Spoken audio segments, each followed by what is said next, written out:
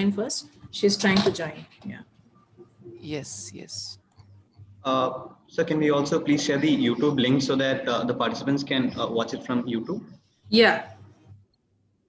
We're just doing that. We'll just share you shortly. Yeah.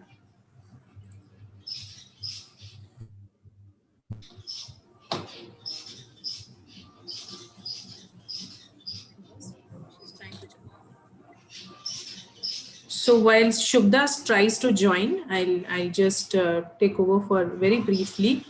That why did we start this work with the academy? That was mainly to ensure that we reach out to a number of students, and at the same time we also reach out to a number of potential social workers and people who want to work for the betterment of society. And here it was important that we also reach out to students at a time where they are highly passionate and they want to find their passion in the field of different fields that we work for. And we thought that working with children and working with the most vulnerable children is a very important area. And we hope that with these webinars, a number of colleges will come together.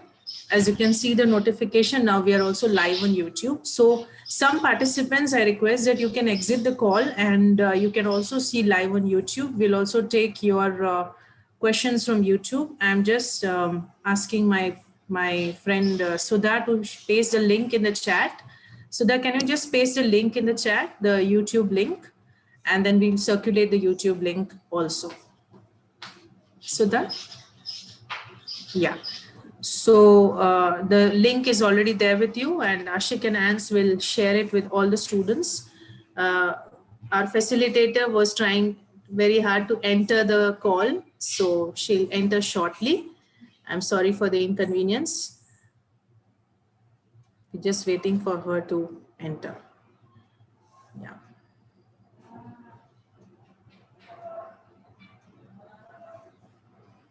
And Ashik and Ans will share it with all the students. Our facilitator was trying very hard to enter the call, so she'll enter shortly. I'm sorry for the inconvenience. Just waiting for her to.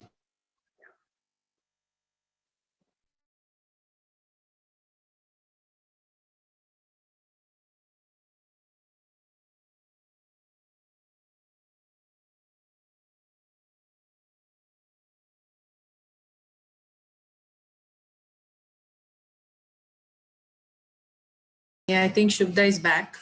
Hi, Shubda.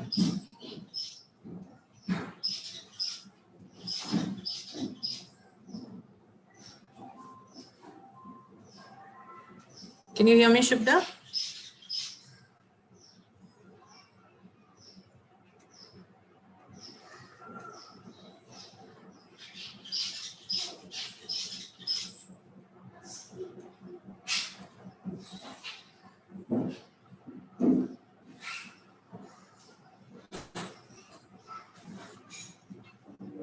Shubda, can you? I think Shudha ma'am has just joined. I'll just ask her to unmute. Yes, we have her. Yes, yes. Hi, Shubda. I sorry, I back. missed out a lot of things. Yeah.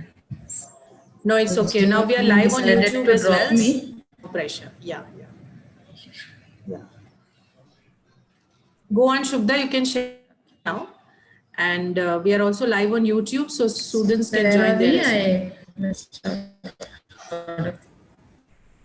So you can now, I think, share your screen because we have already done introduction part.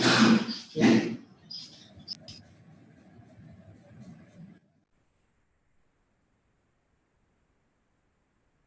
So are we starting the session? Yes, please, sir. Shubha, please, you can start.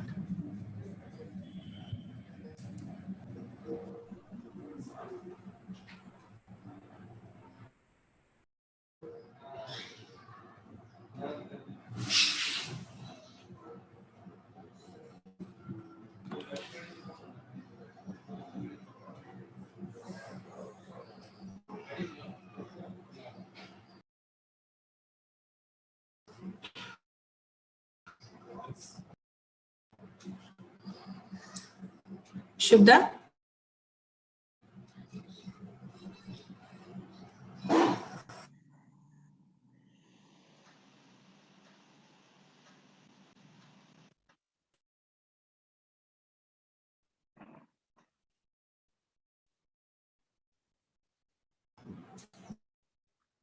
Carry on. Yeah. I'm really And sorry make this is taking so long, but you are the co-host now. please You make me share the host screen. because I won't be able to share screen. Yeah, I've made you the co-host. Thank you. Yeah. Thank you.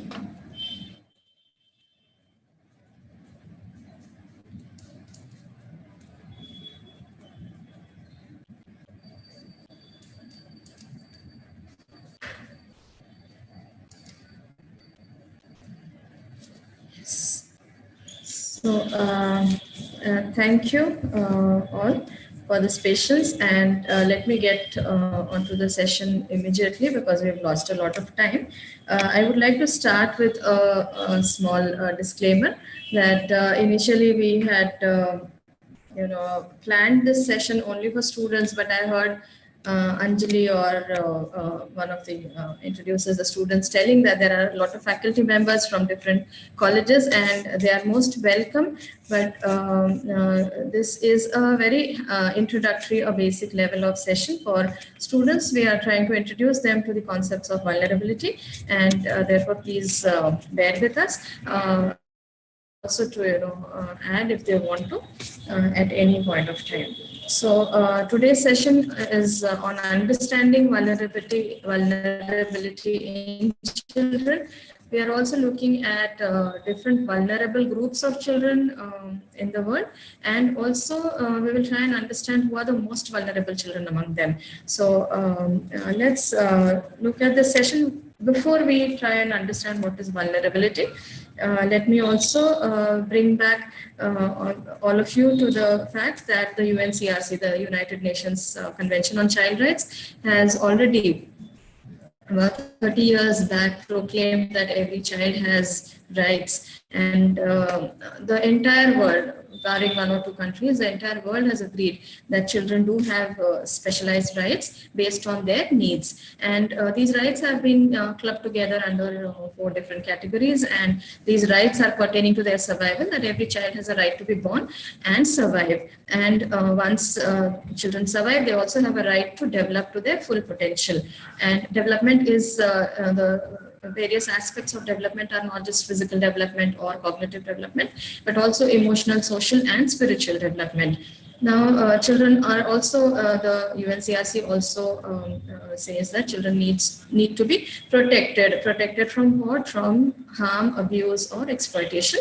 And they also have an equal right to participate in their life, at least matters related to their own lives. They have the right to express their own views and opinions. So these are the 4 major rights that, and there are several sub-rights under these, but these are the 4 major categories. Now, after 30 years of this coming into existence, even today we see that millions of children are much away from, forget enjoying these rights. They don't even, they are not even able to access these rights. And why is this? What limits them? What is it that stops them from enjoying these rights? So we will look at this in terms of vulnerability and try and understand what is vulnerability. What do we mean by vulnerability? So vulnerability is an inherent inability to resist or respond to a harmful situation. So there are situations, there are factors, there are conditions that hinder a child's ability. They stop a child from growing or functioning normally in society. Now, what are these factors? We will look at them a little later, but these are several factors that come together and they make the child or a person unable to, they are not able to function normally or even to grow normally. Now, children's safety is threatened well-being is threatened, their development is also threatened. Of because they are young and they are totally dependent on adults for their basic needs and their survival. So the likelihood of them being neglected is very high. So they are at the risk of being neglected at the hands of their caregivers or by society at large. Also, they are likely to be abused because they are fragile, they are tender, and they are not able to understand, they are not able to defend themselves against any kind of danger. And therefore, they are very highly likely to be abused again by their own caregivers, by adults, and by society at large. And because they are innocent and because they are they don't understand, they are not able to perceive that if somebody is being nice to them but have other intentions, they are not able to perceive that danger to their own being, and therefore they are very likely to be exploited by adults for various gains and for their own gains. And children are also at risk of violence because they live in conditions that are violence prone. It could be domestic violence, they face violence within their families, in the community where they live, where the communities are very prone to having communal riots and so on, or they live in countries which are all the time at war, and therefore these children face violence. So they are at the risk of facing violence all the time. And these factors, these conditions in their lives make them vulnerable. So when we try to understand vulnerability, we should ask ourselves these questions. Are to provide for their basic needs? Can they really provide for their basic needs? No, because simply they are young, they are unable to earn or cook or take care of themselves. At least in the earlier years of their life, they are totally dependent on adults to take care of them, of their basic needs. Then they are not able to defend themselves against danger because again they are tender and young. And they are not even able to perceive danger. They are not able to recognize that this is a dangerous situation. So we should always ask these questions when trying to understand that how a child is vulnerable. So it is not just the child's age; it is also a child's ability to protect. So a child may start earning, may start providing for himself or herself, like we see in children who work on the streets. And they are able to earn something and at least survive, but are they able to protect themselves? No, they are not able to, because they are still young and they are not able to protect themselves. Now these conditions are they lead to violation of their rights. So because they are not able to participate in their own lives, they have no voices, therefore they are not able to enjoy rights, and therefore they become powerless. They have no power in their own lives or in society as to what their needs and requirements are. Also, there is a lack of protection by parents and by community and by the state or the government at large, and they become defenseless because they have no defense against these conditions. So their rights are violated all the time because of these factors or conditions, these harmful situations that they are in. And these situations, these conditions have a damaging effect on their lives. So it is not as if these conditions are there and it doesn't matter. It is not that. They have very great damaging effects on the lives of these children, and therefore they are considered to be highly vulnerable children. Now, we must all agree that all children are vulnerable by virtue of their being young and tender. So every child, be it rich, poor, whichever race, caste, wherever, every child is vulnerable, but some children are more vulnerable. So who are these more vulnerable groups of children? Younger children, definitely, who are in their infancy or in their early childhood years, that is below 6 years. Children are considered much more vulnerable than a little older children. Then children who are born with physical or mental challenges, because these conditions limit their existence or their development to a large extent. Children who are born with long-term or diseases such as cancer or HIV, TB, they are also considered highly vulnerable because of their situation. They are not able to really enjoy their rights. Then there are these invisible children, which we see them everywhere. Everybody sees them everywhere, and yet they're invisible. Invisible to whom? Invisible to society at large, invisible to the government. They are not considered to be part of any schemes or any policies. And there's nothing, they're in large numbers. If you look at statistics, India has, I think, the highest number of children who are living in street situations. And that's quite alarming, and yet there is nothing special. There are no special provisions for these children. There are no special schemes or policies for these children, so they are considered as invisible. So these are children who are much more vulnerable than any other child that we see. Now, let's move to vulnerable groups of children. UNICEF has defined certain groups of children as vulnerable groups of children, and these are children who are born in vulnerable families, potentially vulnerable families, or families at risk. These family units are not able to continue functioning normally by themselves. They need external resources, they need external supports.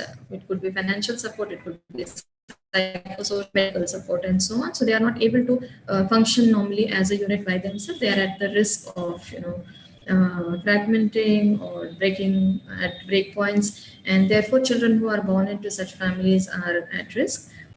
Children who belong to socially excluded groups, such as migrant families, families who live in extreme poverty, not just poor families, but extreme poverty. Then children who belong to scheduled castes, scheduled tribes, and other backward classes. So these are all excluded, socially excluded groups, and children who are born into these families are much vulnerable than the other children. Then families who are subjected to discrimination. Many families, due to caste, due to various other reasons, they are subjected to discrimination. Children who belong to families, minority families, they also face a lot of discrimination.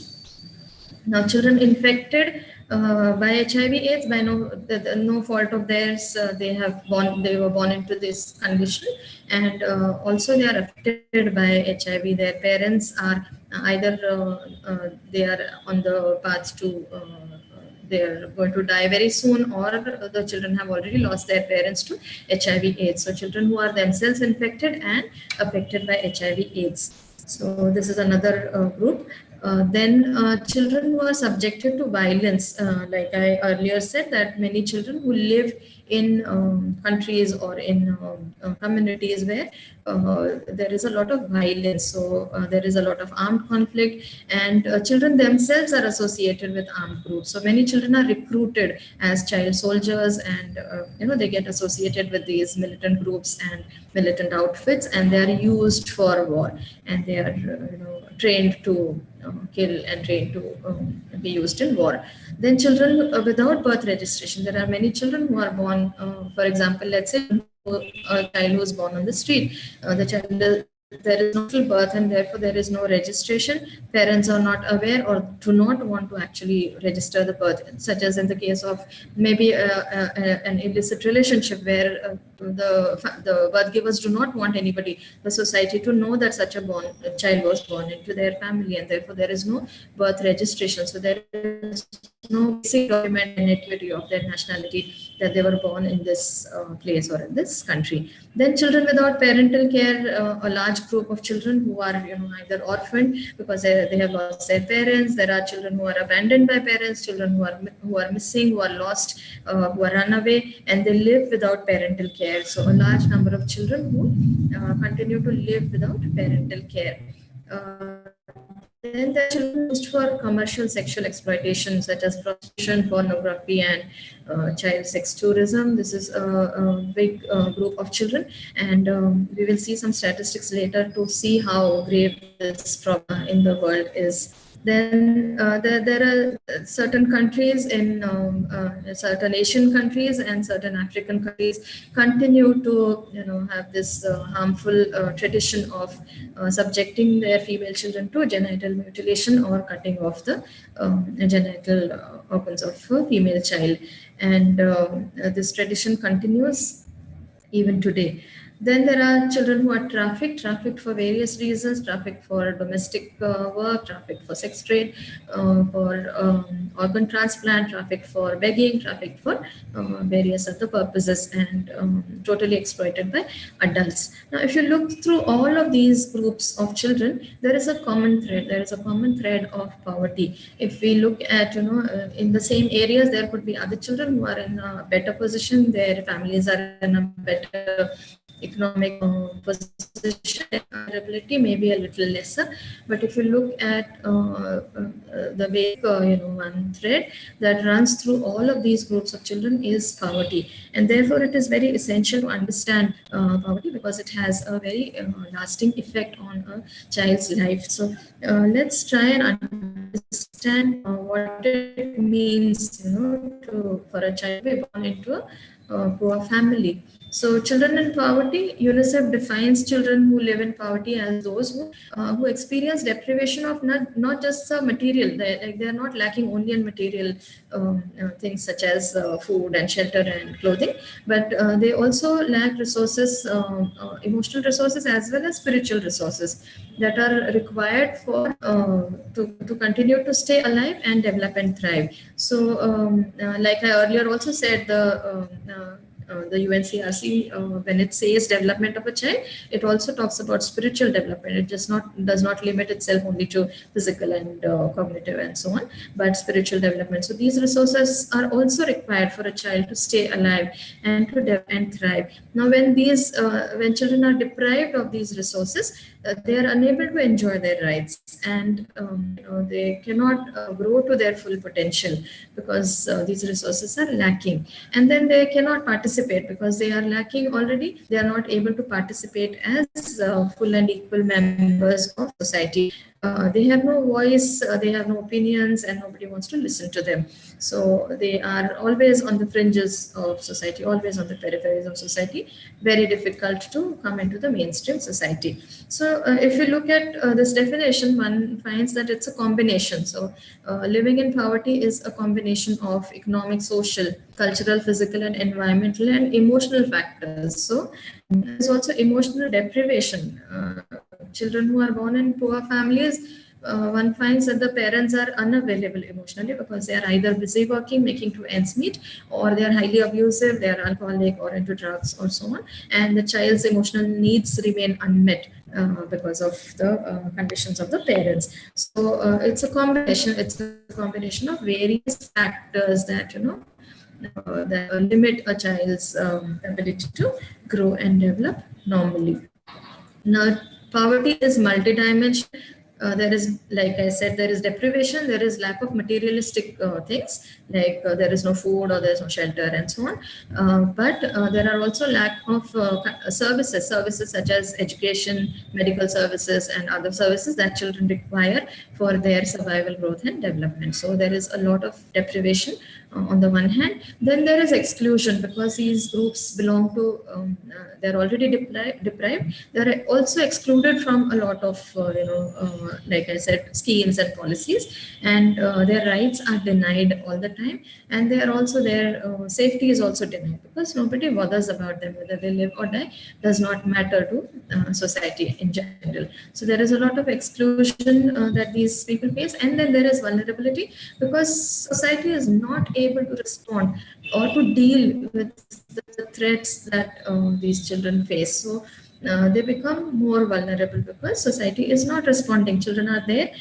We all know that they are there. They're dealing with so many things. They're dealing not just with deprivation, they're also excluded. But society in general is not able to really respond to their needs and the threats that these children are facing, and therefore rendering them more vulnerable. So they become highly vulnerable. So poverty is multidimensional. Some figures, they may have changed at different times. So they are alarming figures. There are 663 million children who live in multidimensional poor houses. Now, where even the basics such as food and clean water are lacking. So they don't have even the basic things that are required for survival, forget development and other things. Then there are more than 385 million children who live in extreme poverty. Out of this 663, there is beyond that, there is extreme poverty. And then every day it is estimated that 30,000 children die every day due to only poverty related causes. So children die of various causes, but only about 30,000 children die only because of poverty related causes, which is quite an alarming figure. Now, if we look at poverty as in terms of the life cycle of a child, if a child is born into a poor family, the likelihood of surviving is much lesser. So the child is likely to die earlier. If the child survives at all, then the child will grow up impoverished because the conditions are not really, conducive to the child's growth. So the child continues to live in poor living conditions. Just by the virtue of the child being born into a family does not change the conditions of that family. So the child continues to live in those poor conditions. Because of these poor conditions, the child has the likelihood of the child getting education or life skills or getting opportunities to enter into vocational training or acquiring any skills or higher skills is much lesser. So they get very few skills, because they have fewer skills, therefore they do not have the chances to get jobs which will pay them more. So they earn very low wages. So they take up odd jobs, they take up casual labor, or even worse than that, then they are into begging or rat picking and so on. So they earn very low wages and therefore they continue in poverty. And then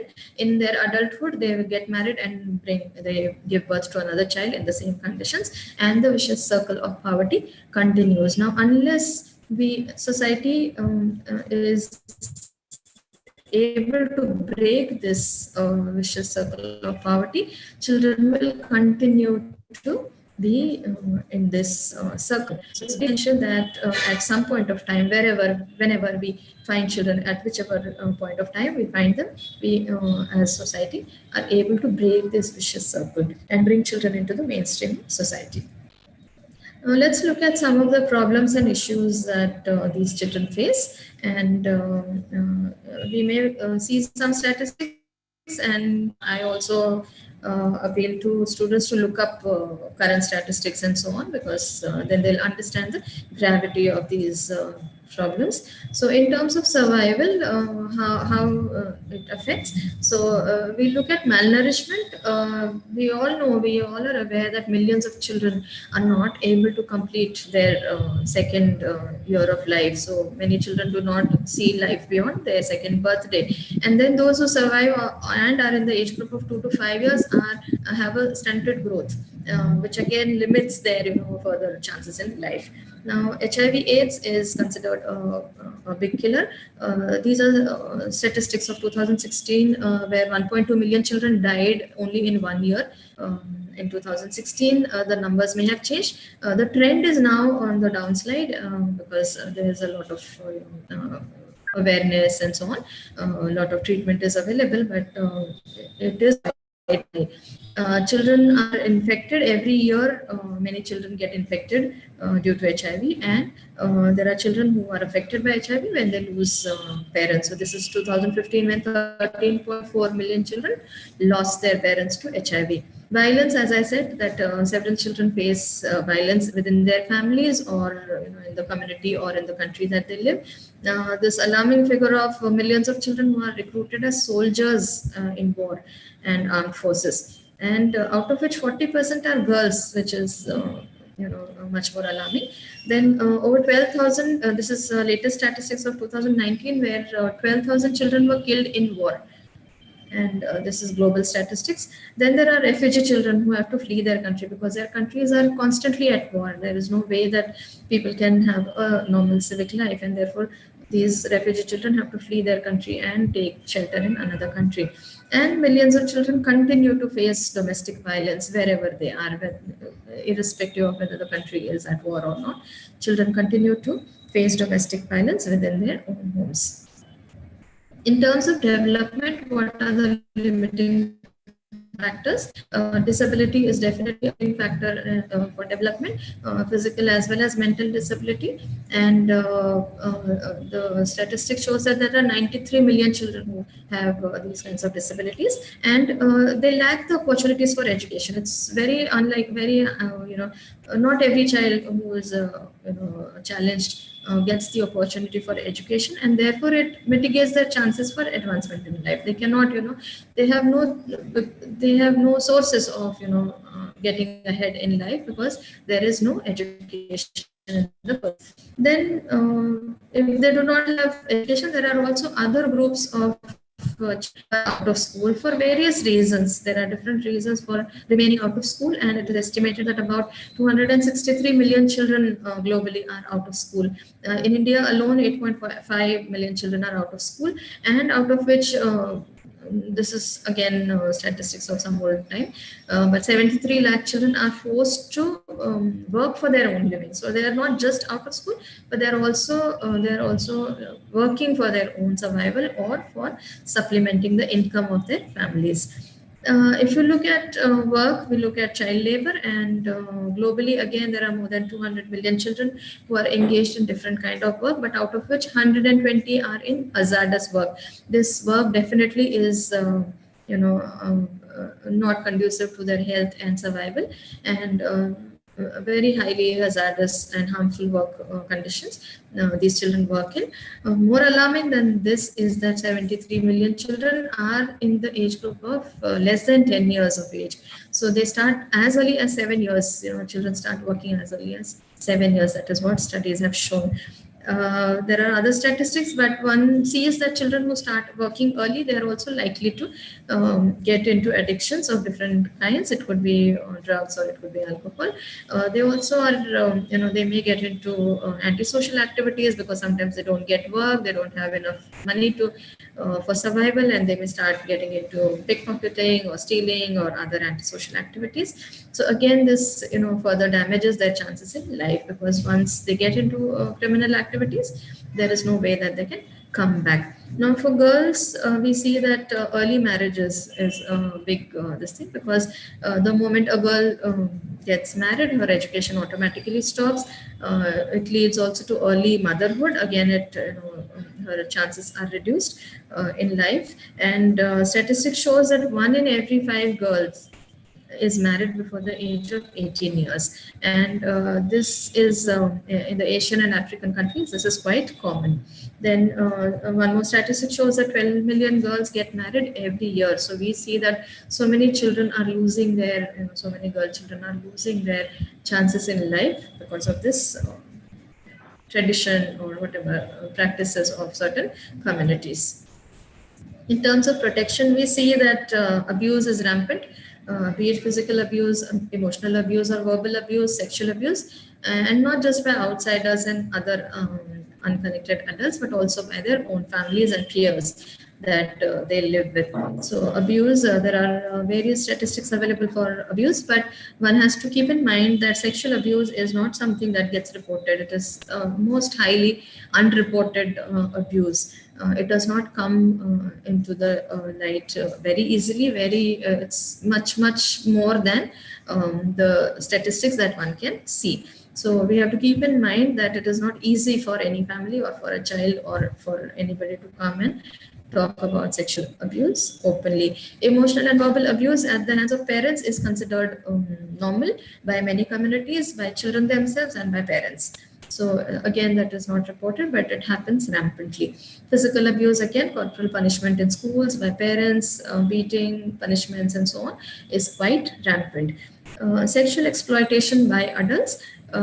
For prostitution, if you look at the figures, studies say that 80% of adult prostitutes have entered into the trade as young as in the age group of 11 to 14 years. So they entered the trade much earlier. So it is called the youngest profession because many young children get into it. And so there are 80% of them are in the age group of 11 to 14 years and have become adult prostitutes now. And 50% children in brothels are HIV positive. So quite an alarming figure. Violence again, like I said, domestic violence. Many children face domestic violence. They are involved in armed conflict and used as child soldiers. So again, these are limiting factors. These are factors that are hampering or limiting children's chances in life. So if we look at how the Indian law has looked at this, the Juvenile Justice Act has categorized children in two parts. One is children who are in need of care and protection, and on the other hand, there are children who are in conflict with law. And there is another category in between, which is called children who are in contact with law. So at some point of time, they come in contact with law for some reason or the other, and we'll just very briefly look at what are, who are these children and how the JJ Act defines them. So children who are in need of care and protection, homeless children, or children who have no means of survival. And then there are children who are found working or begging on the streets. Then there are children who are living with an adult who has either injured or abused or exploited or neglected them, the child themselves, or sometimes they're living with a person who has done the same with another child, and this child is at risk because this child has seen the adult abusing or exploiting another child. Children who are themselves mentally ill or mentally or physically challenged. Then children who are, like we have already seen, suffering from terminal or incurable diseases like cancer and HIV and so on. Then there are some categories where the parents are unfit, or children who are born to parents who are themselves unfit for various reasons, and they're incapacitated. Parents may be themselves physically or mentally challenged, or parents could be into drugs, or they may be in prison. They may have committed some crime, grave crimes, and therefore they are not capable of taking care of children.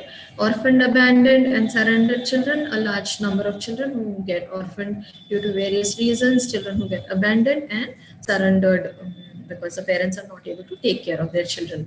Then children at risk are again who are likely to be induced into drug abuse or into trafficking. Then missing or runaway children whose parents cannot be traced. So some children who are missing or run away, sometimes they can be reintegrated into their family. They can be restored to their families. But here this group of children where the families are not located, and therefore they continue to live without their parents. Then abused, tortured, or exploited for sexual or illegal purposes. So many children are exploited not just for sexual but for other illegal purposes, such as there's a lot of illegal adoptions that happen. Children are into begging. They are into they are tortured. They're sometimes maimed to get into the begging trade and so on. So these children, and then victims of or affected by armed conflicts. Again, children who live in these areas which are prone to communal riots and civil unrest and natural calamities, where a lot of floods or earthquakes, these areas are prone to these, and these children become victims of these conditions. Because then the child, like we already saw, the child's chances in life are limited. Now, who are the children who come in contact with law? These are children who of a crime. They may have seen a crime happening, or they are themselves victim. They may have witnessed a crime, or they may have been subjected to the crime itself. So these children come in contact with law. They have to go to the court. The police will call them. So they come in contact with law much often. Then there are children who are trafficked or sexually exploited, and they're during police raids and so on, they come in contact with law. Then children of prisoners, because obviously their parents are in the prison, and therefore they have to go through a legal process. Then children of drug abusers, where there is no crime, but the police will round them up and beat them up and so on. So children come in contact with the legal system at some point. Then children who are living or working on the streets, we very often see that they are directly in contact with the police or the legal forces, and these children are mostly abused by the police force. Then child labor, when there are raids and so on. So these children are rescued and they come in contact with law. Then children who are in conflict with law are children who have broken the law at some point. Now these they may have done very petty crimes such as pickpocketing or stealing something. To vagrancy, they may be loitering around, they may be moving from place to place aimlessly without any work, without any purpose. Truancy, they miss schools and then run away from home, schools, and so on. They may get into serious crimes such as dacoity and sometimes with adults and sometimes by themselves, beating up somebody almost to death and so on. So serious crimes, and then very heinous crimes such as rape and murder, because we also find children who have committed these very grave crimes. So they are in conflict with law, and but we also see that most of these children are also in need of care and protection because they did not get the care that they should have got as children. They have gone wayward, and therefore they are found in these situations that they come in conflict with law. Now, if we have to identify the vulnerability levels of children, what is it that we should look at? How do we identify? How do we know that a child is vulnerable? So we look at different parameters. We will look at some more parameters, but let's look at some examples such as children who live in difficult circumstances. They live in war-prone areas or conflict areas or street situations. These are circumstances that cannot be changed by a person, by the child, by a family. These are situations that are these are circumstances that can only be addressed by a country, by laws and policies and schemes. They cannot be changed by individuals or by smaller entities. So these are difficult circumstances where children are found. Then orphan, runaway, or missing. Who is more vulnerable? Let's say a girl who has run away and living alone on the streets, or is a boy who's run away and orphan or missing and living on the streets? Who is more vulnerable? We have to think of what makes them vulnerable. Although research shows that equal number of boys also face sexual abuse on the streets. It's not necessary that only girls will face sexual abuse. Boys will also face a lot of sexual abuse on the streets. So how does one really ascertain who is more vulnerable than the other? Then there are children who are living, whether they are living in abusive and uncaring homes, or children who are living with single mothers who are facing abuse or have an alcoholic or a drug abusing parent, or a child who is living with a single father on the streets. Imagine a girl who is living with her father on the streets. Is she more vulnerable than a girl who is living alone on the streets? Then children who live in with parents in slums, or children who live in these circumstances but have certain kinds of disabilities. So these are different possibilities. Where does the circumstances of the child, where the child belongs, and what are the circumstances of the child will lead us to understanding their levels of vulnerability. Now, for us to understand, we have a few stories of children, and yeah. So there are some hands raised. Should I stop and and address these, or? Shubda, I think you can also take up at the end because we have the open session. Okay. And by the time you clarify the things, I think then the questions will also increase, at the end. So we can pick it up together. Okay. We are taking in the chat box. Yeah. Okay. So, yeah. So now let's look at the stories of 6 children. These are just, for trying to understand how to map the vulnerability of children. So we have taken 6 situations. There are thousands of situations like we saw. Children are in different circumstances. So we have Sarita, who is 14. And she lives with her own mother and stepfather and other siblings in their own small house. They have a small house, but it's their own house. And she's attending middle school and she wants to join the police force. Now, the stepfather doesn't have a stable job and is alcoholic sometimes. The mother is strong, she is working, and she has a very supportive people where she works, and they treat her well. The father is not bad. He's a stepfather, but he's caring towards her and the siblings most of the times. But he does take out his frustration on his wife very often because he doesn't have a job, and for various other reasons, he becomes violent, and he takes out his frustration on the wife much more often. Then we look at Peter, who is 13, who is very bright and creative. His father has a stable, he's a taxi driver, owns a taxi, and his mother works as a nurse in a small clinic nearby. So both parents are working, earning steady income. They have a rented house, a small house, but they have a rented house, and they live only with 2 children. So it's a limited small family. But Peter uses a wheelchair because he is physically challenged. He also goes to special school. But what he loves most is sports, and he loves to watch sports on television, and he really enjoys watching sports, but he doesn't get the opportunity to participate because there are no provisions probably in the school or in the vicinity where they live. He wants to join the civil services. Then Meena is a child born to a homeless couple. She has 4 younger siblings. She herself is 7, and she has 4 younger siblings. So you can imagine that every year probably a child is born. They live near a small canal which flows through the city of Chennai, and it's a makeshift hut with a plastic sheet. There's hardly anything to call it a home.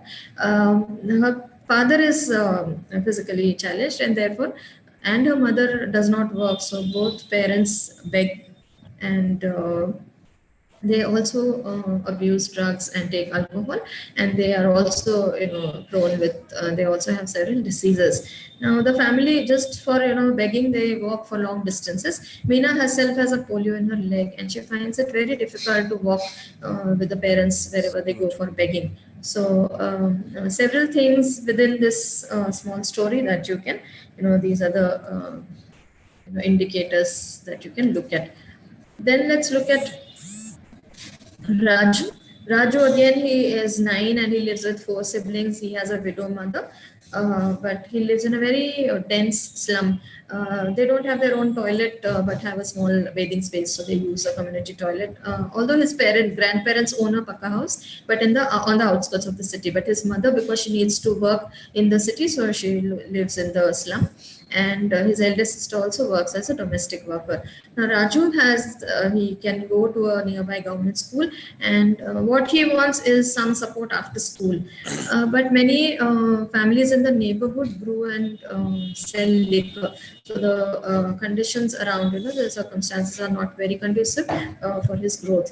Then there are many young boys in the vicinity who are school dropouts, and they use drugs, and they do a lot of eve teasing. And Raju really doesn't like this, and he really feels like running away from these circumstances because although he likes to study, he has access to school, but the circumstances are really not conducive.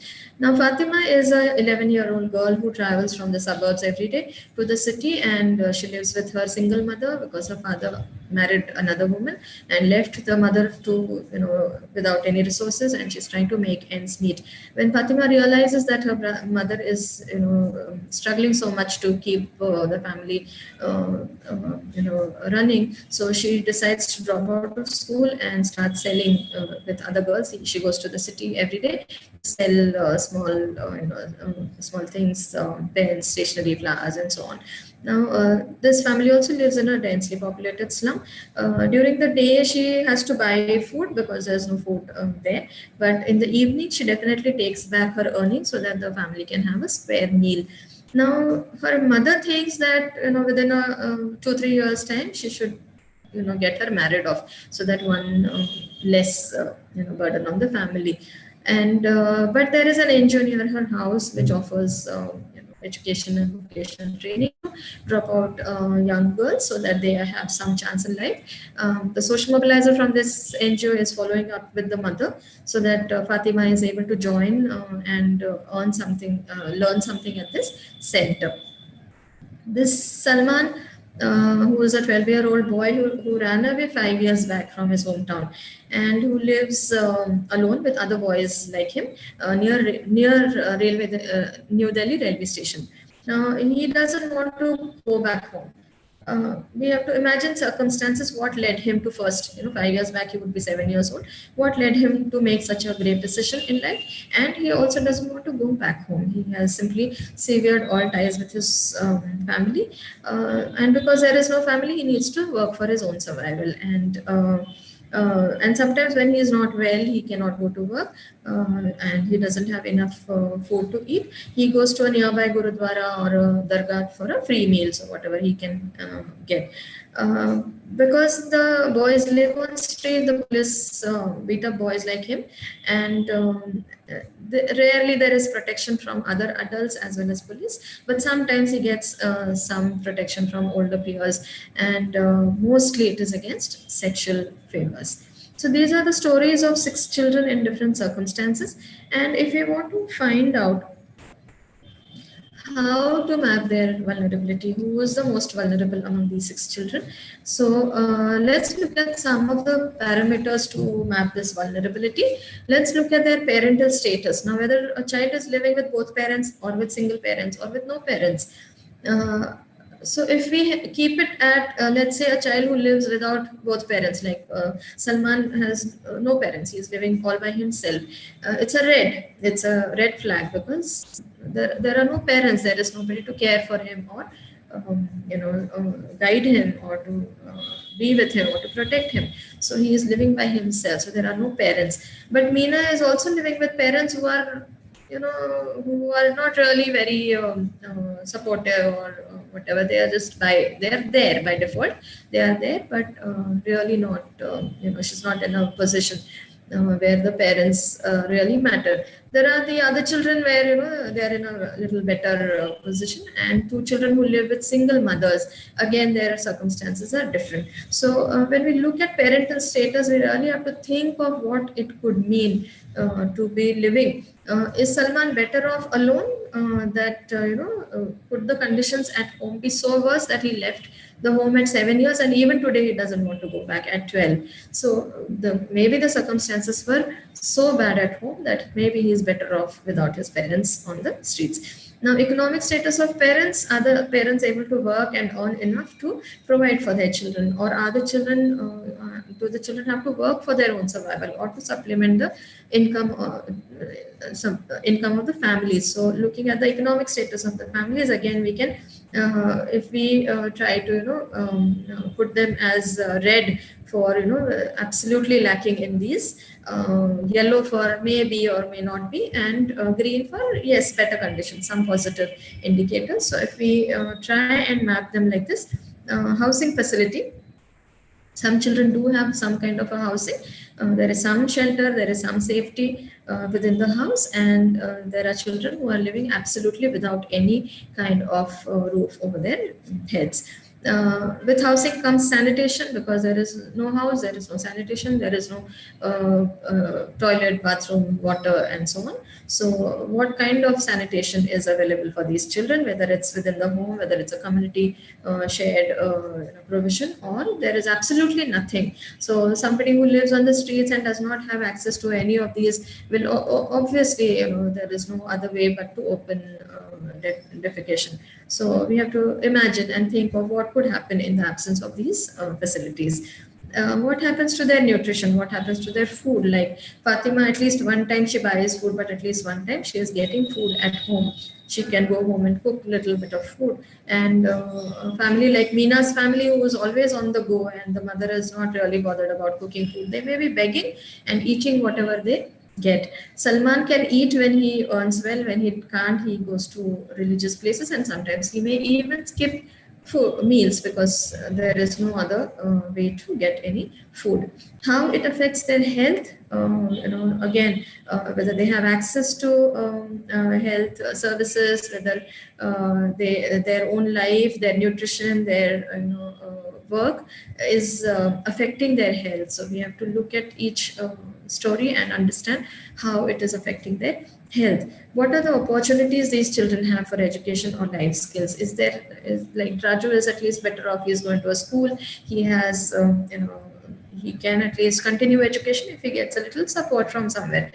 that the other children definitely have lesser and lesser opportunities to access education or life skills. Fatima may or may not, if her mother really changes her views and really believes that girls should not be married at a young age and should be married at the right age. So she may get the opportunity to go to a center and learn something for herself. Again, do they have opportunity for play and recreation?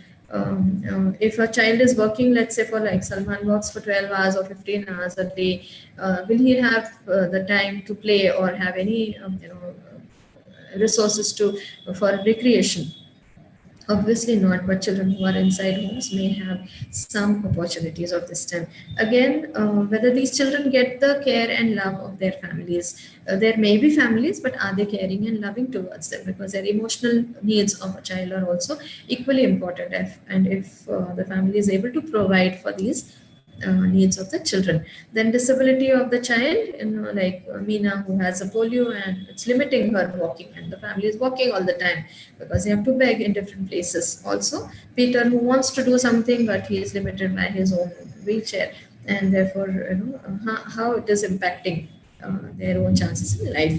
Then, if children live in circumstances that are prone to natural calamities or disasters, imagine living on the streets where anything can fall on your head, a wall can fall, or the flyover, or anything. You are just open to disasters and places which are open, very high likelihood of natural calamities, very difficult. So for these children to live in these circumstances. Are these children prone to conflicts and civil disturbances? Again, living in a slum area, conflict just erupts at the, people just get into fights, and there's a lot of violence and riots and so on.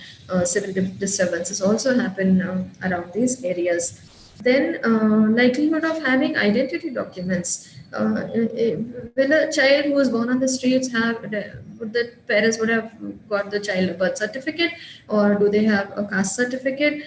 Do they collect their school leaving certificates and so on? So what are the likelihoods of these children having identity documents? And these are again, factors that will, in their further life, how much they will limit these children. So if we look at these parameters and look at the stories, let's take one or two stories just to compare and see where these children stand. And if I take let's say Salman and look at his parental status, he's not living with his parents, living by himself. I'll give him a red.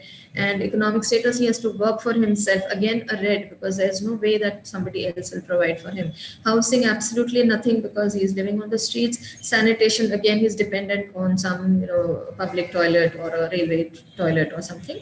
There's no access to drinking water, and again, nutrition is dependent on his own working.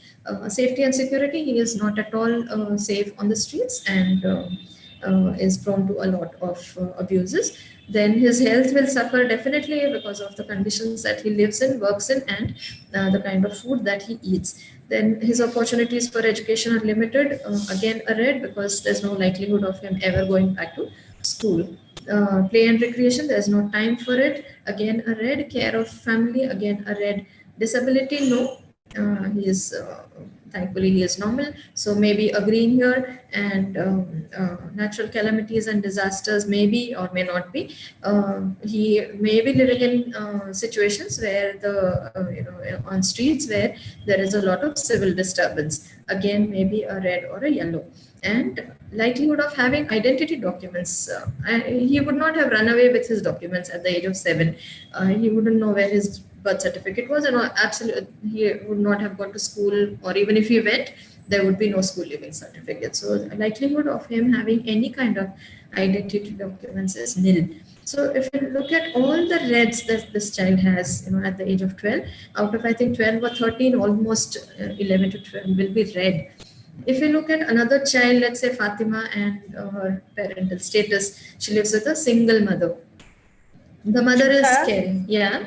Can you just show the story slide, and while you can use the points when you talk. Okay. They can see the story while you're talking. Okay. Yeah. Right. Yeah. Okay. So if we look at Fatima, she lives with her single mother, but the mother is caring. The mother is the child is getting the love and care of mother, although the father is absent. But the mother believes that, maybe the culture or the tradition or whatever, that they believe that girls should get married at a young age. But there's also a possibility that somebody may talk to the mother and offer this child education.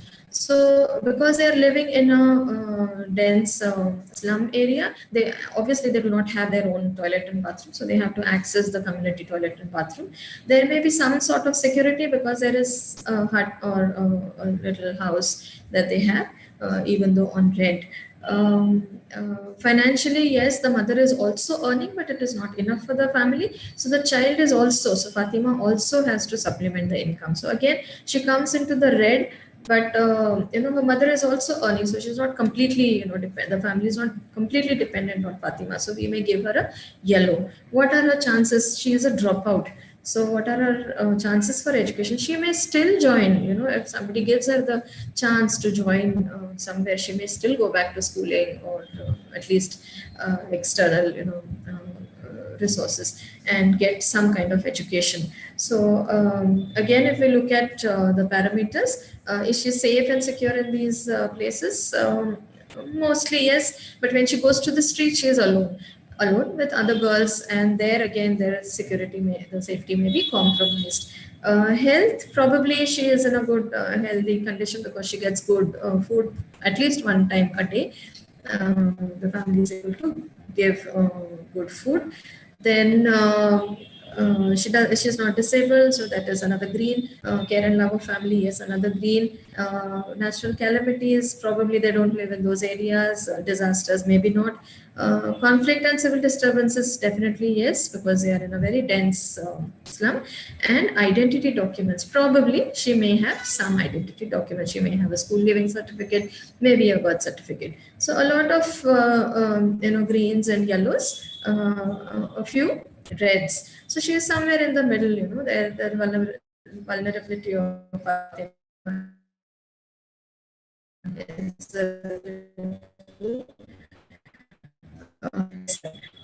let's look at another child. Let's say all greens, except that she is. If you look at the fathers, she is the domestic violence. She is not abused or whatever by the father or the mother, but she is witnessing or experiencing domestic violence almost every day of her life. Otherwise, the situation in her home is quite fine, quite okay, even though the father doesn't have a job, but which is limiting. The child is witnessing a lot of domestic violence. So we will see that she is in most of the parameters, she is on the green side, some yellows and one or two reds, and maybe just one red, and therefore she is a little higher and a little lower on the vulnerability scale. Again, Meena, who lives on the streets, she lives with her parents. Both parents are there. We can look at it in two ways, that having both parents, it may be green. But if the parents are into alcohol and drugs, they may not be really paying, paying heed to the emotional needs of the child. Also, the mother is giving birth to children one after the other, so she hardly gets time to tend to each child, and therefore Meena, probably she is only helping the mother with taking care of the younger ones and so on. So her emotional care and love of family may be a little lacking, but she has both the parents. Then they are begging, the economic status is very poor, they are not into work, they are only dependent on begging whatever they can get. The house, there is no house, it's a makeshift hut with just a plastic sheet over their heads, and she herself has a polio, she is herself limited by her condition, and the likelihood of Meena going to school is very less. Her parents are not probably going to let her go to school instead of begging. So again, she's limited by these conditions. Play, and again, she doesn't have free time. She's always with the parents, roaming around the city. There's no time to play or for recreation. So she again has a lot of reds on her side, just one or two greens. Again, very highly vulnerable conditions. So when we look at these stories and try to put them into these parameters, and we try to combine all these factors and find out who has the highest reds, according to me, I think Meena and Salman are the most vulnerable among these children, and Raju and Sarita Raju and Peter and Sarita are a little better off, and Fatima is somewhere in between. So similarly, if you look at all the groups of children with different circumstances that they are born in, and look at these parameters, what is it that they are getting in their lives, and whether they are not getting from life, from society, then we immediately we are able to distinguish and find out who is the most vulnerable among these children. So I hope this exercise has helped you to understand what we mean by mapping the vulnerability of children. And I would like to conclude the session by saying that it is said that children who live in street situations are considered to be the most vulnerable among even among disadvantaged children. So there are children who are vulnerable in certain areas. They are vulnerable in certain circumstances. They are vulnerable to some degrees, but children who live in street situations are definitely the most vulnerable, because they are lacking not just in the physical resources that are required for their daily living, for their survival. Their safety and security is at stake. It's compromised. They have no opportunities for education, for play, recreation, or for other things. And the circumstances that they live in, they are prone to a lot of calamities and disasters and disturbances and so on. And the likelihood of having any kind of documents, for them to prove that they are born in this city or this country or wherever, or that they went to school or they belong to this caste, so that they are able to access certain schemes or provisions by the government, the likelihood is very, very low. So we see that this exercise also brings focus to the street life of the most vulnerable among children. So thank you for listening patiently, and yes.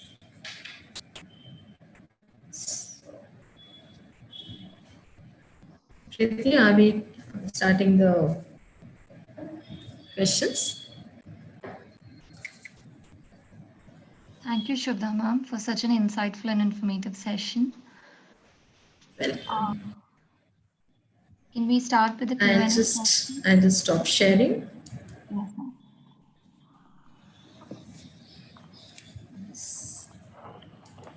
So there were some hands raised, and maybe there are some questions.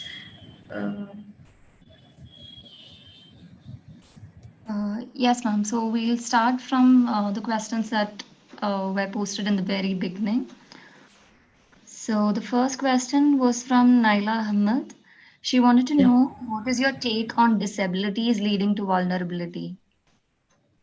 Yeah. So if you look at disability, these children are one is that their opportunities for education are very limited. Not every child gets the opportunity to get into the education system. Also, if you look at homes run by government, homes run by NGOs, you find that many children are abandoned at birth, or when they are a little less than 2 years, when the parents find that the child is either physically or mentally challenged. And because they are considered a burden on the family, therefore the likelihood of them getting abandoned is much higher. So a lot of children get abandoned because of this condition that they are born in.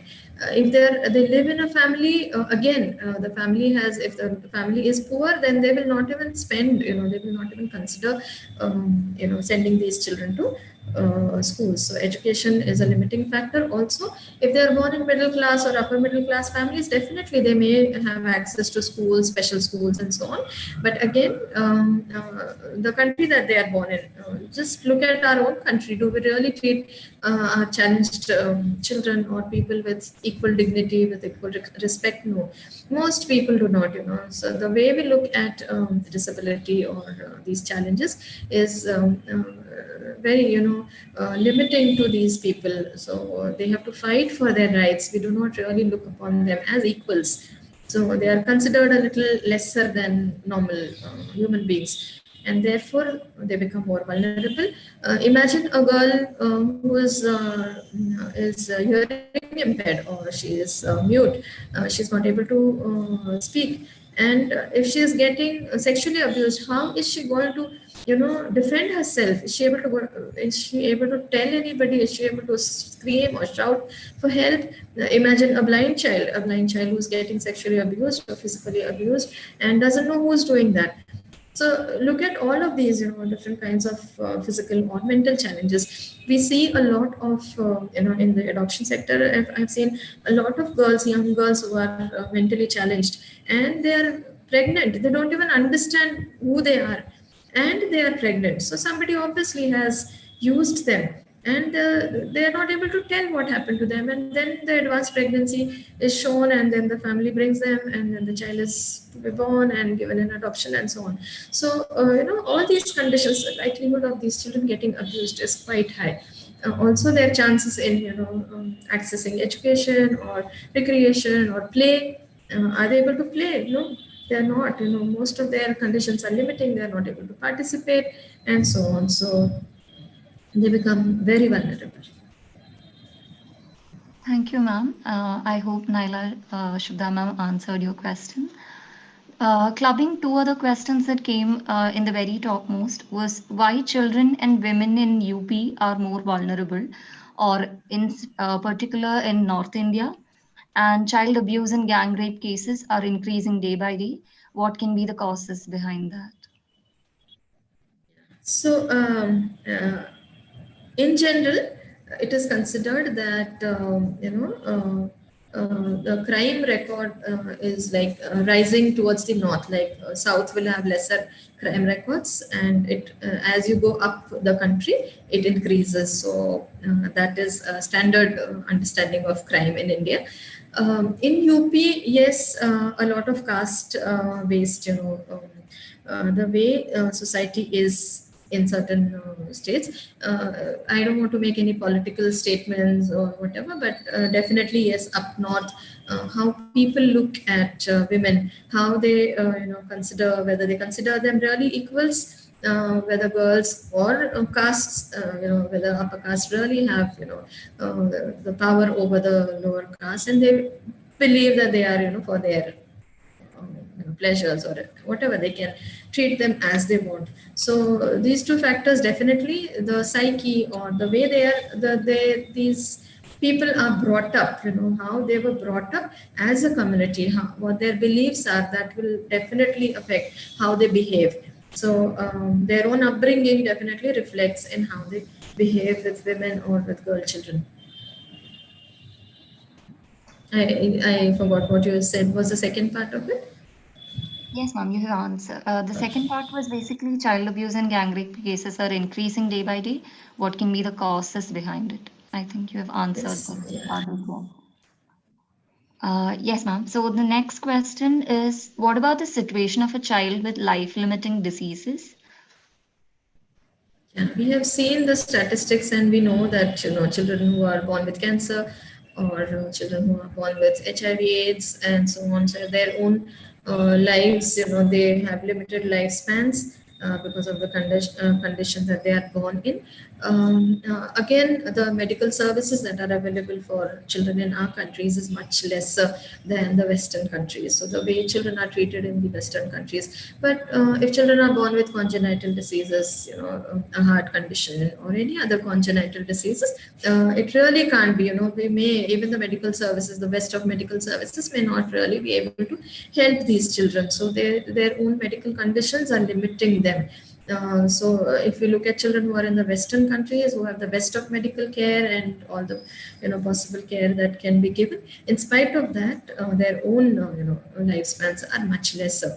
And if you look at our own country, we know what the conditions are. We know how the medical facilities are much and much lesser for the poorer people. At least the rich can access. A child who is born in a very rich family and has cancer or HIV will have a little longer lifespan with medication and with good care, may have little more life. But the condition itself is limiting the child.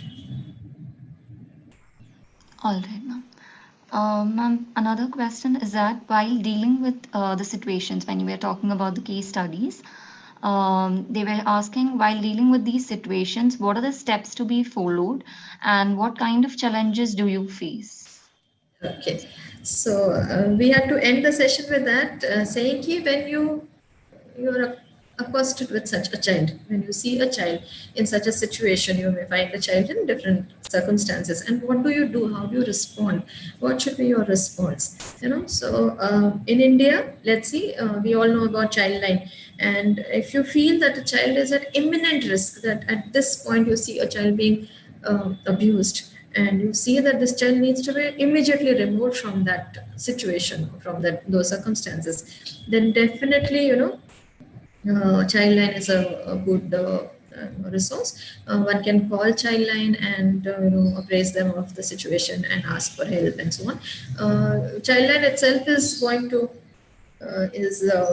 going to community schools and you know, approaching children and telling them about their services, so that children know that they can call free, on a free from any phone number, and they can tell about their problems. So Childline is one, but every time you may not need to wait for Childline. Sometimes you can also go to the police directly. You can take charge of the child, even if the child is with the parents and you know that the child is being abused, and you can simply, you know, you can simply use your discretion, take the child to the police, and the police knows how to, you know, do the next steps. If the child needs to be removed from the custody of the parents, then the police will take them to the child welfare committee, and then the child welfare committee will put the child in a safe place, such as a home run by NGOs or a government home, and so on and so on. So we ourselves, we really can't do much except that go to the right, you know, authorities or organizations where we can, where there is help. So if there is a child who is, let's say, blind, we all learn about referral work in our social work. So we know that what needs to be referred to which organization, because they have specialized care. They're specialized in their own. So if a child is HIV positive, maybe other homes can keep the child, but eventually if the child goes to a home which specializes in taking care of HIV positive children, then it is better that the child goes there and gets the best of care in those homes. Or if a child is physically challenged and you know, other homes may take care, but they may not really understand how to take care. So it is better that the child goes to homes that are run for these children. You know, referral work is very important in social work. Getting to the right authorities. So who are the authorities with children? Definitely Childline, definitely Child Welfare Committee. We can, as social workers, as individuals, we can simply go to a CWC in our city and tell about a situation. We can go to the police. Every police station now under the JJ Act has a child protection officer. So every police station will have a designated CPO, who will, child welfare police officer, who will look into the cases of children, anything related to children. So you can simply go to a police station and ask who is this officer who has been designated with this, and tell this person that I need your help and what can we do.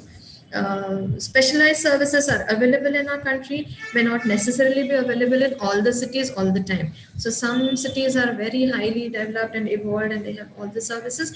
Some cities may still be lagging behind and may not have all the services available, but at least we can start finding out, we can do referral work and see what is the next best alternative for this child. All right, ma'am. Thank you so much for such an elaborate answer. There are three parts to the next question. One is in addition to what you spoke just now.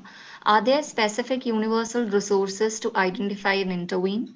How can we assure consistent financial support if we could? How to counsel family for children's well-being when they are striving for basic bread and butter? So the first one, universally, yes, UNCRC, the document came, the whole world agreed, all the countries, you know, ratified, and they said, yes, we will do the best for our children, and we will have policies, and we'll have laws, and we will have this, and no child rights will be violated in our country. So they gave their on oath they said, all the countries, agreed that children will, in their own countries, will be looked after well. But that is not the condition at all. So we see, because all the conditions that we saw, it tells that although 30 years back, and now it's 30 years, so long time has gone, and yet children have really not made use of those. We all talk about child rights, but it's not as easy be done as it is said, that children can access and enjoy their rights, because there is no possibility because of all the limiting factors. So universally, I don't know, but the UNCRC also says that if a child feels that the child's rights have been violated in his or her own country, they can write directly to the UNCRC. So there is access. But imagine a child who lives in deep rural UP, and how will that child access? How will that child know that I can go to UNCRC and tell that my rights have been violated? So that's very unlikely, because even adults in our country are not aware of child rights. If we are not aware, if social workers are not aware, if everybody is not clear about what are the rights and what it means, then how will children themselves know that I have these rights, and how to access them, or how to, if they are violated, where to go and whom to go. So obviously it is all there on paper, but to do it will take, I don't know how many years, but currently nothing. The second question was about? The second question is, how can we assure consistent financial sponsorship if we Yeah. So sponsorship is a great alternative for these kinds of situations. So children who live in slums and communities where they need somebody like Raju. I told this story simply so that he needs he needs a little extra support for his education, after school support. What he needs is maybe more educational material, somebody who can take tuitions, but he can't pay for that. If there is a place where he can sit and read and something like that. But there are children who need medical support. There are children who need financial support for health or nutrition or for education. And sponsorship is a great option where consistently, community as a whole community is under sponsorship, or individual children are under sponsorship, thereby supplementing their requirements, so that they continue to live in their families and all their additional needs are taken care by this sponsorship program. But sponsorship, again, we find is not there universally. Not all cities will have these programs. The government does not run such programs. NGOs who run are limited and in certain cities and so on. So if it becomes universally applicable, then definitely a consistent flow of resources will reach children in the in the sponsorship way, and many children will definitely benefit by it. Yes, ma'am. And there was a third part to it. Yes, ma'am. The third part is how to counsel family for children's well-being when they are actually striving for the basic bread and butter. True. When they are themselves striving, and there's no point in telling a mother that she should not beat her child, because she herself is so stressed about having 5 children and there is nothing in the house, and if a child is misbehaving, she's going to slap that child. So we cannot have counseling and all the social work, whatever principles applying there, because the family is basically dealing with extreme poverty. So they are themselves, on a daily basis, they do not know where the next day's meal is going to come from. And in those conditions, we cannot really, approach the family to, for an individual child to, counsel parents about how they should behave with their children and how they should treat their children and so on. They will say, at least we are taking care of our children. Who are you to say? So, one is instead of, addressing the children's needs, if we start with addressing the needs of the family. Again, the UNCRC talks about family support. So there are 2 parts in the UNCRC besides the child rights. There is also the role and responsibilities of families. And when the families are not able to fulfill their own roles as parents and their responsibilities as parents, then the government must support these families. Which means that the government must identify families who are at risk, who are vulnerable families, approach them and provide them enough support so that the child is taken care of by the families, because it is the essentially it is the family's role to take care of children. It is the best for a child to grow up in its family. But of course, there are exceptions, but essentially it is the family's role, and the government must not always intervene. The government must support. The government comes into a supportive role to the families. So if that happens, if we are able to first support the families to fulfill their own roles and responsibilities as parents, then probably they will do better with their own children, and then the likelihood of the need to counsel parents will be lessened. So it is the role of the government, of course. All right, ma'am. Thank you. So the next question was regarding the parameters that you had mentioned during your presentation. So based on the parameters, do you rate the children to determine their vulnerability level? Yes, definitely. This is for our own understanding. It's an exercise that, for a person, just by looking at a child's circumstances and imagining what would happen to a child in these circumstances, what are the options, looking at all the aspects. Let's say nutrition, what is it? Does the child get food on time? Whether the child gets nutritious food, or is the child buying food?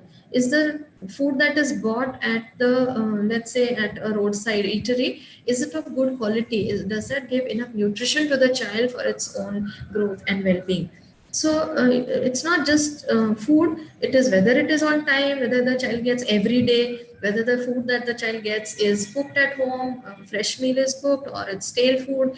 Does the child have to beg for food? Does the child have to go into garbages and or outside railways, inside the railways where people have thrown away leftover food and stale food and so on? What kind of food goes into the child's stomach is important in understanding how vulnerable the child is. So you have to look at in all the angles. So each one has sub parameters which we need to look into deeply, and that will bring us then bring us to which is the child which is facing the highest number of these discomforts, or is lacking in all of these services, and that is the most vulnerable child. Yes, ma'am. So there is one statement that was made by Anjali. Can't nourishing and giving nutrition to pregnant women help curb malnutrition and issues related to physical illness in children do to a good extent? Definitely. So all the Anganwadi program, the ICDS is the largest scheme in India today, and the Anganwadi is one of its, not just the, early childhood years, but they are also addressing young and pregnant women, and therefore the antenatal care through the Anganwadi is one of their programs. It also, they have programs for adolescent girls so that they prepare themselves, prepare these girls for life. And so Anganwadi is, it's a great initiative. It's a great program, but how well it functions, how well is it really able to reach, every pregnant mother? Is it available? Is it present everywhere? Are more Anganwadis required? So that needs to be now looked into. These are Anganwadis who have been existing for years. There are more and more people coming into cities. We see so much of migration. Slums are increasing. A small slum has become a huge place now. They are on acres of land and they are increasing. Are the Anganwadis really able to address the needs of larger populations? So if we are able to strengthen the ICDS scheme and the Anganwadi workers, do you know how much they get paid? They get a very petty, it's not a salary, it's an honorarium. And imagine why, how would they, if they're not rewarded for their services, if they are not really recognized for their services, how good will their services be? So they also do whatever they can within the limited time and the limited, whatever honorarium that they get. So if the ICDS program really spreads wide and really is able to address the issues, I think it will solve a lot of problems. But people will keep migrating, new people keep coming, people live on the streets, and the Anganwadi definitely doesn't address the street population. It doesn't reach out to street people. it reaches to communities where they're permanent. They are living there. They may be having kacha houses. They may be in slums, but they are there permanently, and therefore it's easier to track them, to reach them, and so on. The ICDS does not reach out to the street population at all. Neither are the children who live on streets able to access the Anganwadi for anything, be it polio dose, be it the fresh or whatever services that they have. Yes, ma'am. Even during census, they are not covered. Yes. Yes, ma'am. So with that, the questions that we had received on the chat box are done. If you could look at the chat box, there's a huge lot of gratitude that's coming in towards you for such an informative and valuable session. Thank you so much, ma'am, for taking your time out and letting us know whatever you could within this short span of time. Definitely. So we are so happy to have so many students, faculty participating in this, and we are open to more sessions. So it's not like we have taken time out. That is my work. So that is what we do, and we will be very happy to address any topics that interest you, that you find, and that we have enough experience in. So that we are very happy to share what we are doing, and we would like more and more people to join into this. As many people who join into this, that those many children will be benefited. That is how I believe that if people are able to really join this whole campaign, this whole force, to really bringing children out of their miserable conditions. Thanks, Shubhda. Just add here before Niranjana takes forward. And I think we have a few more webinars that are coming up.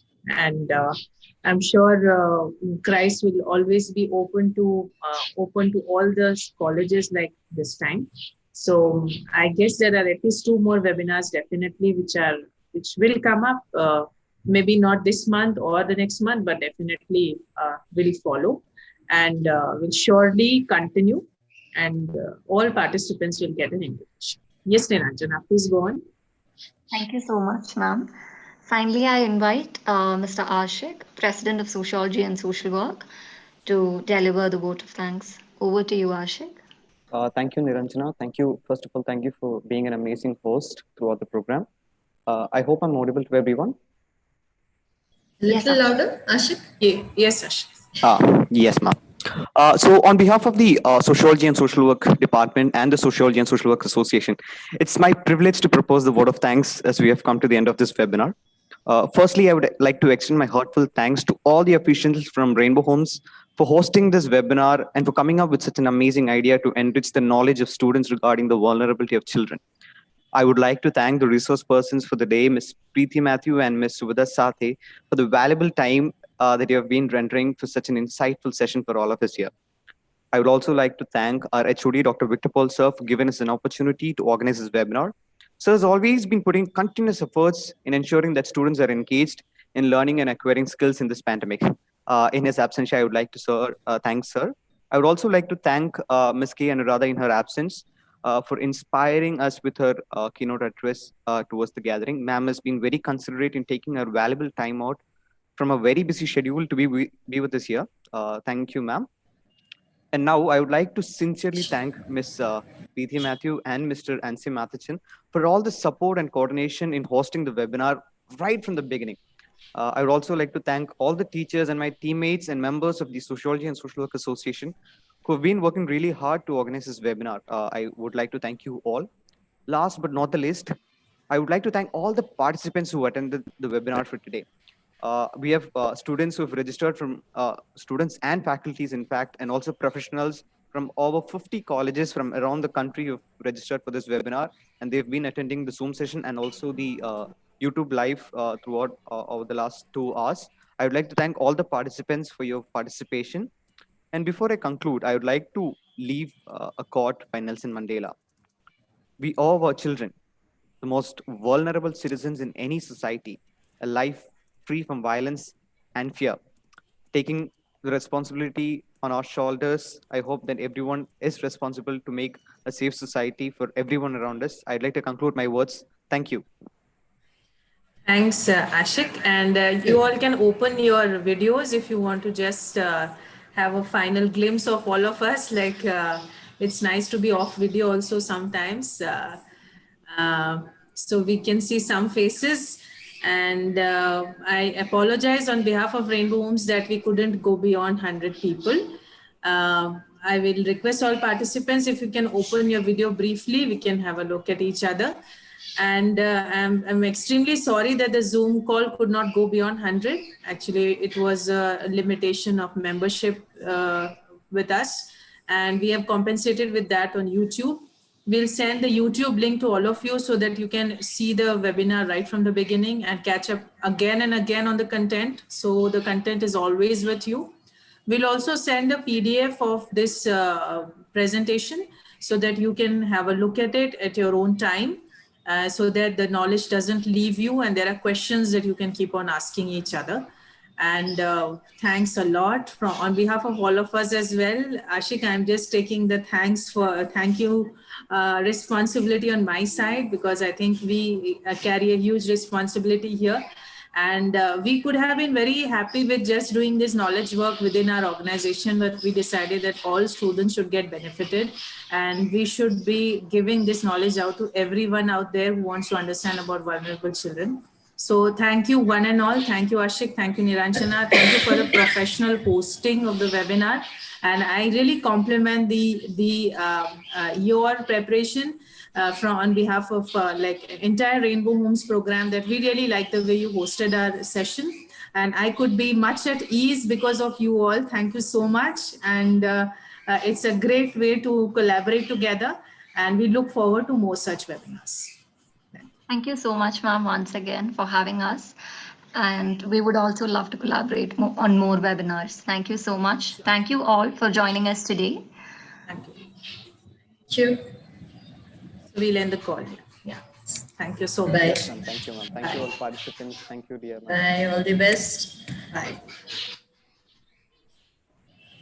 Thank you so much. Participants, please do ensure to fill in the feedback form to avail your certificates. Yeah, Bye. yeah.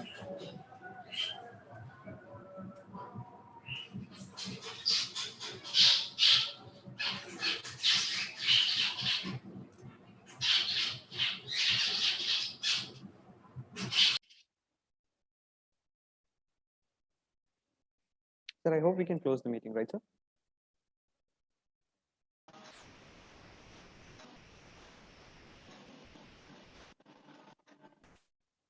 So you mute. Okay.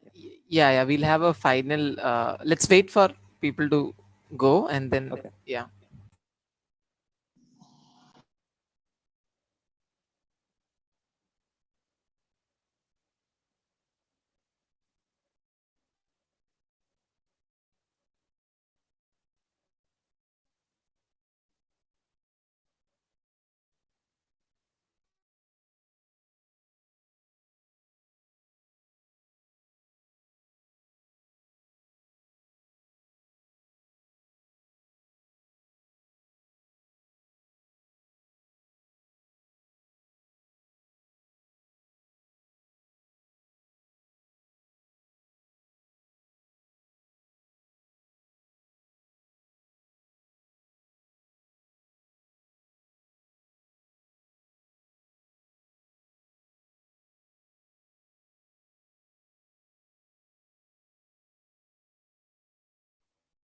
I kindly request all participants to please exit the meeting.